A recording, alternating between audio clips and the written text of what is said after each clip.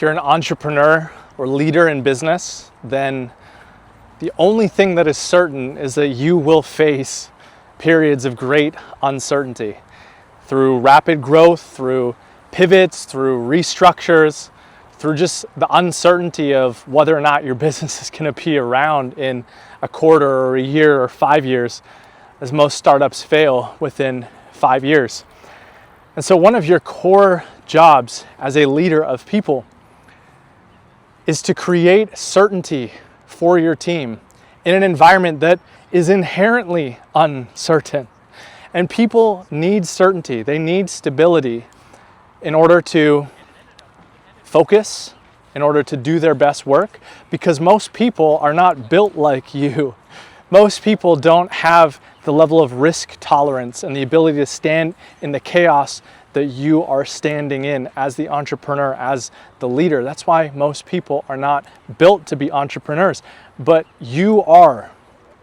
So I wanted to share 3 things that I do and am doing right now in my business to navigate a period of great uncertainty as we're going through a big restructure, as we're going through a big pivot, winding down an old business model, launching a new business model.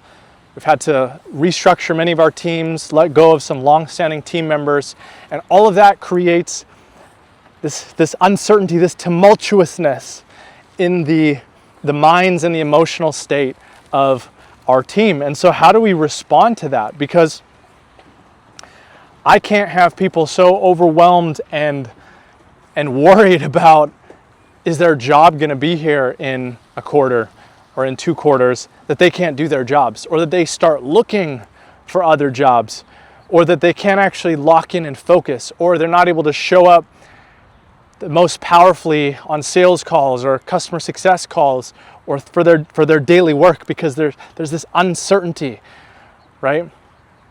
But at the same time, I can't lie to them and tell them that, yeah, we're 100% fine and we're gonna make it, and you know, we know for certain that our plan is gonna work, because you never do. You never know if your plan is truly gonna work until you test it, until you get the data, until you validate it. So the first thing that I've been doing is, number 1, creating and communicating a clear and compelling vision. Really just describing in vivid detail what our business is gonna look like from our customers' point of view, from our team's point of view, on the other side of this pivot and this reimagining of our business. And getting into specific details, right? Not just keeping it vague or broad, but actually getting specific, like what will be different in your experience as a team member on the other side of this. Something very tangible is there will be growth opportunities to step into. There will be new departments that we will be creating. There will be new leadership that we will need. There will be growth opportunities for you. That's one thing, very tangible. Second thing,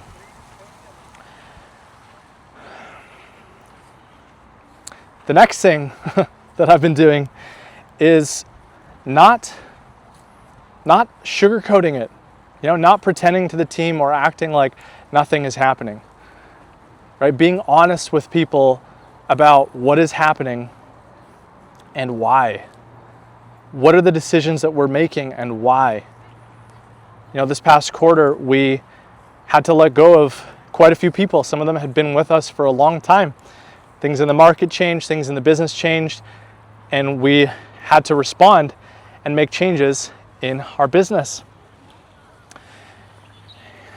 And for every one of these changes, I communicated clearly to the entire company what the changes being made were and why they were happening and why that was the best for the business and for the future that we're building together. And those are painful conversations. Those are uncomfortable conversations. And most leaders, or many leaders, would prefer to just sweep it under the rug or keep it surface level or pretend it's not happening, not acknowledge it. But when you do that, you damage the trust and the belief and the certainty that your people have in you. So being honest, being candid about what changes are being made and why you're making those changes. That doesn't mean you tell them all the details, right? There's a balance to be struck there, but you need to have that sincere candor with your people and communicate early, communicate often, and communicate with clarity. Number 3, as a leader, you need to be able to hold that uncertainty within yourself without exploding or imploding or showing up as a frantic, stressed, mess, because people feel your energy. Right? People feel the subtle things of how you're communicating, your tone of voice, your sub-communication, your facial expressions, the energy that you are holding. People feel that. And as the leader, your nervous system, your energy, is what sets the energy for your teams or for the entire organization that you're leading. So you need to be able to regulate your own nervous system and hold that uncertainty that you're facing within yourself without cracking, without exploding. And sometimes it feels like you are gonna freaking explode. And look, that doesn't mean that you need to be perfect. It doesn't mean that you're this always stoic, masking it, nothing's bothering me. No, sometimes it means you need to be honest about the challenges and the hardship that you're going through and the things that you're carrying as a leader. That's authentic leadership. But if you can't even hold that uncertainty within yourself, you're never going to be able to carry and convey a message of certainty to your people. So you have to be able to hold that and regulate that within your own nervous system. And some of the most helpful practices that I use for that: breath work, meditation, spending time in nature, journaling, reflection, any kind of somatic body-based work, which I'll share more about in future videos. That is the key to holding uncertainty as a leader. So whatever it is that you're dealing with right now, right? Rapid growth, startup, big pivot, restructure, whatever uncertainty it is that you're facing in your business or in your life, remember these 3 things. Certainty matters. We'll see you in the next one.